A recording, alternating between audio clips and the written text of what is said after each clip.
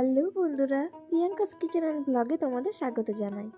তো তোমরা দেখি বুঝতে পারছো যে আজকে কী রেসিপি নিয়ে এসেছি। তো আজকে একদম একটা লোভনীয়, জিভে জল আনার মতো একটা রেসিপি নিয়ে এসেছি।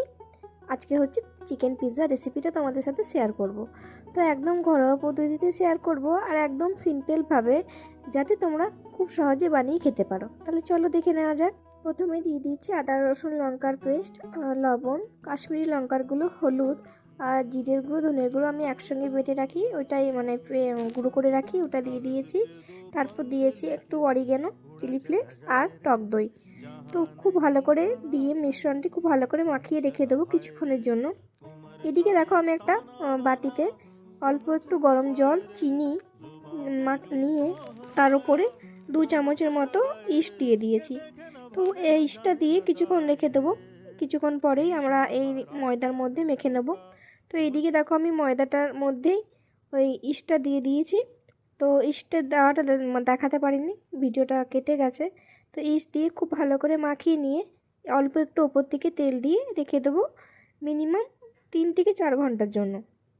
তো দেখো এইদিকে এবার চিকেনটা আমি খুব ভালো করে রান্না করে নেব।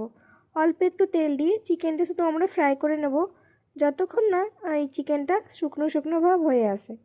তো দেখো শুকনো ভাব তো হয়ে এসেছে। তো এবার এটা আমরা নামিয়ে রেখে দেব। তো দেখো ময়দাটা খুব ভালো করে আমাদের দেখো ফুলে ফেঁপে উঠেছে। এবার আমরা ময়দাটাকে খুব ভালো করে আরও একবার মেখে নিয়ে আর একটু ময়দা ছড়িয়ে এটা খুব ভালো করে অল্প একটু শেপ দিয়ে দেবো। তোমরা তোমাদের মতো করে মানে হাতে করেও করতে পারো, আমি একটু বেলুন দিয়ে করে তারপরে থালাতে ভালো করে শেপ দিয়ে দিয়েছি। তো দেখো আমি যেভাবে করছি সেইভাবেই করবে।